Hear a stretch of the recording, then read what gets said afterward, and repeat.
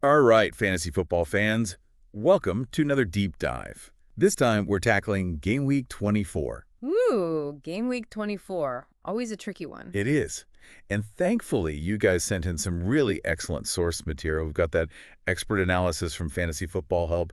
Always a good starting point. Yeah, they really know their stuff. And to mix things up, we also have this lively podcast discussion from some, I think it's safe to say, seasoned fantasy players. So Yeah, you can tell they've been doing this a while. we're going to look at both and give you all the insights you need, hopefully to dominate your league. It's the goal. Who knew imaginary teams could get so strategic? Well, that's the fun of it, right? The strategy is really where it's at.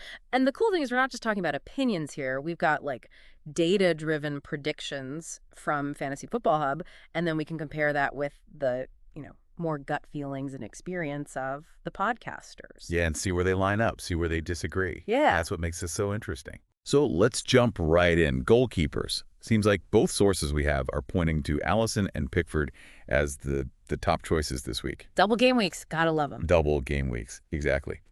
But let's dig a little deeper. Alisson, he's up against Everton and Bournemouth, while Pickford is facing Leicester and Liverpool. What are your initial thoughts looking at those matchups?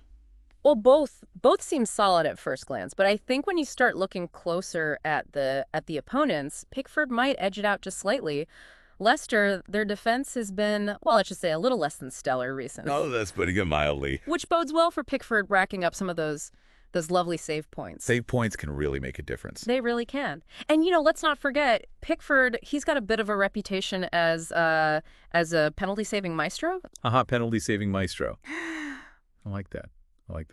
Yeah, the podcasters, actually, they seem pretty skeptical about Alisson getting a clean sheet against Bournemouth, even though Bournemouth's not exactly known for their offensive firepower, are they? What do you think about that? Yeah, I mean they can be unpredictable, right? Bournemouth. They might struggle overall, but they've definitely got some players who can pull off a surprise goal. Yeah, sneak one in there. Exactly. So with Alisson, you're really banking on those clean sheet points, whereas Pickford, he offers a bit more consistency with his save potential. Even if his team loses, he can still get you some points, which is valuable. Oh, for sure.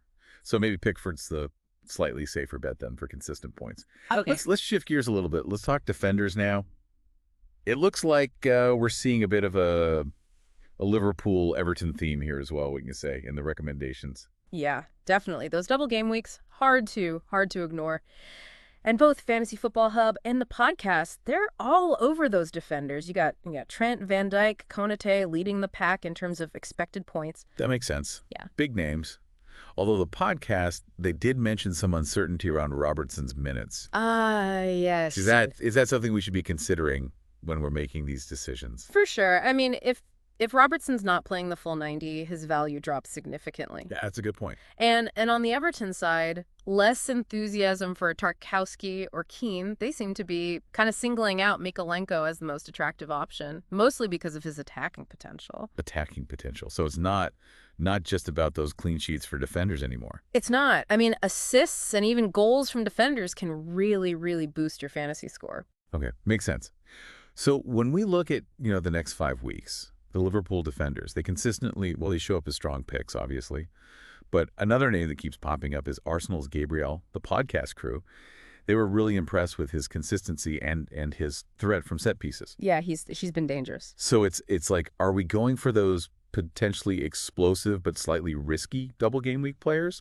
Or are we sticking with consistent performers who maybe, offer more stability over the long haul? It's like choosing between a volatile stock and a blue chip investment, right? Oh, yeah, I like that. What should our listeners be considering here? I mean, I think it really depends on your risk tolerance and your overall team strategy. If you're chasing points and you're willing to gamble, those double game week players, they could pay off big time. But if you prefer a steadier approach, the consistent performers like a Gabriel might be the way to go. Yeah. It's all about finding that right balance for your team. All right, so we've talked goalkeepers, we've talked defenders. Now let's move on to the midfield, shall we? Mm-hmm. The engine room of our fantasy teams, as they say. And for Game Week 24, there's one name that seems to be on everyone's mind. Mo Salah, no surprises there. The Egyptian king. The Egyptian king. Both the data and the podcast, they all agree. Diaz and Sarr are also strong contenders, but But Salah's consistency, his form, I mean, it makes him the obvious captaincy choice, at least for this week. Definitely for this week, yeah. But, all right, let's be realistic. Not everyone can afford to splash the cash on the big names every time. Right. Are there any budget-friendly midfield gems that we should maybe have on our radar? Players who could really, really make a difference. Absolutely. The podcast mentioned a few interesting options, actually. You've got Ahmad, Suze, and we can't forget about Ouattara from Bournemouth after that incredible hat trick. Wow. Yeah, that was something else. It's a good reminder that value can be found in unexpected places, especially when a player hits a hot streak like that. That's so true. Yeah. So how do we strike that balance, though, between star power like a Salah and those under-the-radar players who could really offer a high return on investment? That's the million-dollar question, isn't it? I think you have to analyze the data, consider form, and maybe trust your gut a little bit. Sometimes taking a calculated risk on a lesser-known player can pay off big time. It's all about making informed decisions and being adaptable to how the game's constantly changing. And speaking of adaptable, let's talk forwards. For Game Week 24, the experts are highlighting Gakpo and Isak as top picks. Isak's got that very tempting fixture against Fulham, and well, Gakpo's talent, it kind of speaks for itself, doesn't it? It does. And the podcast, they seem pretty confident that Gakpo will find the back of the net against both Bournemouth and Everton. Sounds promising. It does. Okay. But here's where it gets interesting. They also brought up the idea of reconsidering the dominance of Haaland. Wait, are they suggesting benching Haaland, the fantasy football demigod? Not necessarily benching him, but they did raise a valid point. If Haaland isn't performing and you're not captaining him, is it really worth holding on to him at the expense of other players who are, in form and scoring points? They really emphasize the importance of adapting your strategy based on current form, not just reputation. Yeah, so even fantasy royalty isn't immune to a slump. We should be willing to deviate from the conventional wisdom if the data and the form suggests a different approach. Exactly. Don't be afraid to challenge the status quo. Sometimes a bold move can be the key to really climbing up those league standings. I like that, little daring. Okay, but before we get too carried away with our strategic revolution here, let's take a look at clean sheet odds. And as expected, Liverpool and Everton, they're leading the pack thanks to those double game weeks. But the podcast, they had some interesting insights on the specific. Yeah, they did. They highlighted Everton's strong 42% chance of a clean sheet against Leicester. But they weren't so confident about Liverpool against Bournemouth. Bournemouth, yeah, they might be struggling, but like we said before, they can be unpredictable. Yeah. It's a good reminder that even the most favorable odds don't guarantee anything in football. Oh, no, not at all. They also mentioned Arsenal's, decent 36% chance of a clean sheet. It just emphasizes that you really need to look beyond the overall numbers and consider those individual matchups. Right. So it's not just blindly trusting the odds. You need to analyze the context of each game. Absolutely. It's about combining that data with your own insights to make informed decisions. Okay, wow. We've covered goalkeepers, we've covered defenders, midfielders, forwards. We've even delved into the world of clean sheet odds. I feel like we've done a whole season's worth of analysis in just this one little segment. Let's take a quick break to let all this information sink in, and when we come back, we'll tackle the biggest decision of all, the captaincy. The captaincy. Dun, dun, dun, dun. Welcome back, everybody. Hopefully you've got your notepads ready because we're about to dive into the captaincy decision. Always a big one. One of the most crucial aspects of fantasy football, really. But before we get there, let's maybe step back for a second and talk about strategy a little bit. I think it's easy to kind of get caught up in those individual player picks, but having a solid overall strategy, that can really make all the difference. What do you think? Yeah, no, that's a great point. We've been dissecting all these individual players, but how do you actually put together a winning team? Where do our listeners even begin? Right. I always recommend thinking about your overall approach first. Are you a risk taker? Do you go all in on those really explosive players, or do you prefer a more balanced team with consistent performers? Knowing your style, that can really help you make those tough decisions when you're choosing between, a player with a double game week and someone who's just been steadily racking up points. Yeah. That makes a lot of sense. It's like any good investment strategy, right? Exactly. You diversify your portfolio, assess your risk tolerance, and then make adjustments as needed based on market conditions and player form. Speaking of adjustments, though, we have to talk about the unpredictable nature of of football, right? Oh, yeah. I mean, injuries, dips in form, surprise breakout stars, all these things, they can really throw a wrench in your carefully laid plans. How do you, as a seasoned fantasy player, I guess, how do you handle those curveballs? I mean, that's the fun of it, right? But also the challenge. I challenge you. I've definitely had my share of unexpected twists and turns over the years. I remember one season I had this player who was he was on fire, scoring goals left and right. I even gave him the captain's armband, and then bam, out of nowhere, injured, missed the next 6 weeks. It was a nightmare. So, I'm a little bit more cautious now.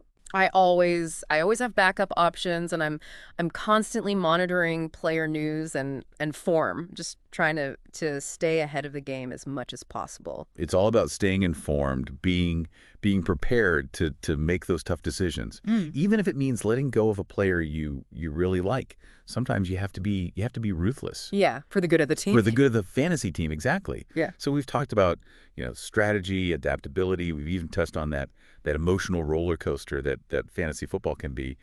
But there's another aspect we haven't really explored, and that's the psychological game. It's not all about the numbers, is it? Oh, no, not at all. Fantasy football, it can be incredibly psychological. You're constantly second guessing yourself, comparing your team to your rivals, and feeling the pressure to make the right decision every single time. It's almost like a mind game. Yeah. No, it definitely is. And I know I've definitely fallen victim to that whole overthinking trap, spending hours just agonizing over captaincy choices, analyzing every possible scenario, and ultimately just making myself crazy. Sometimes you just have to trust your gut and go with it. What do you think? I agree. I think it's important to find that balance between the analysis and the intuition. You don't want to, you don't want to overthink it to the point where you lose the enjoyment of the game. It's supposed to be fun after all. Right, exactly. And speaking of fun, let's not forget about the social aspect of fantasy football too, right? It's way more entertaining when you're competing against friends or colleagues or even family members. Oh yeah, 100%. I mean the banter, the bragging rights, the shared agony of a disastrous game week. It all just adds to the experience. I'm in a league with some friends, and let me tell you, the trash talk can get pretty intense, Mhm. especially when someone makes a questionable transfer or captaincy choice. Oh, I bet. Friendly competition though, right? All in good fun. All in good fun. So I guess as we wrap up this part of our deep dive, I think it's important to acknowledge that fantasy football it's more than just points and rankings. It's a social activity. It's a mental challenge. It's a way to connect with other fans who share that same passion for the beautiful game. Well said. Yeah, it's about the community, the competition, and most importantly, the love of football. The love of football. Couldn't have said it better myself. Now let's get back to the nitty gritty of Game Week 24 and finally address that all important captaincy decision. Who are you putting the armband on? Okay, fantasy managers, we're back, and it's time for the final stretch of our Game Week 24 deep dive.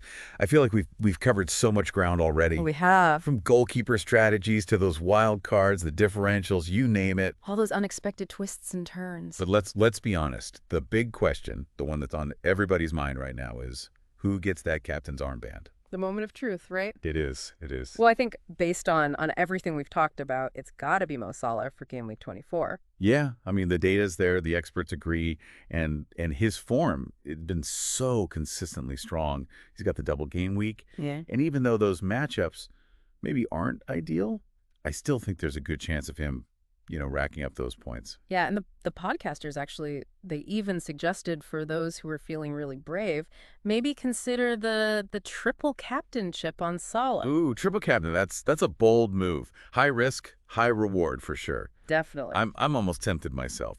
But before we get too carried away with captaincy dreams, let's take a step back. Recap all the key takeaways from our deep dive. I mean, it's been a whirlwind of information, and I just want to make sure that our listeners are walking away with some actual insights that they can use. Absolutely. So let's start with goalkeepers. We talked about Alisson. We talked about Pickford as strong contenders, because of those double game weeks. But we also talked about looking beyond just the number of games, like Pickford, he's facing that Leicester defense, which hasn't been great. So he might offer some more consistent points just with that save potential alone. Exactly. It's those little nuances that can really make a difference. They can. And then we moved on to defenders. Saw that clear dominance from the Liverpool and Everton players. Again, double game weeks. Can't ignore them. Yeah, you can't. But then we also talked about, guaranteed playing time, Robertson's minutes, a bit of a concern. Mikolenko looking like a good option from Everton with that attacking potential. Right, and also remembering those consistent performers outside of the double game week excitement, like Gabriel from Arsenal. Yep. Really solid choice, steady stream of points and that threat from set pieces. Always a bonus. And then, of course, midfield, the Mo Salah show. Can't forget about Mo. Can't forget about Mo. But we also explored some of those budget-friendly options, Ahmad, Suze, and then Ouattara after that incredible hat-trick. Came out of nowhere. It really did. Yeah. Shows you how, a player that maybe many people overlooked suddenly becomes a real asset in fantasy. And then we even dared to question the dominance of Haaland. Highlighted the fact that even the best players, they can go through slumps. They can? And it's about being willing to kind of deviate from that conventional wisdom, right? Yeah. Or make decisions based on form, not just reputation. Then we dug into those clean sheet odds, Liverpool, Everton leading the way. But again, it's not just blindly following the percentages. It's about analyzing those specific matchups. Yeah, context is key. Can't just rely on the surface level data. You got to dig deeper. You got to dig deeper. So I think as we wrap up this deep dive into Game Week 24, the biggest takeaway is that fantasy football, it's a game of skill, it's strategy, and sure, a little bit of luck. But most importantly, it's about having fun. It's about connecting with other fans and embracing the unpredictable nature of this beautiful sport. Absolutely. It's a journey. Every week you learn something new. You try to improve your game. It never gets old. Yeah.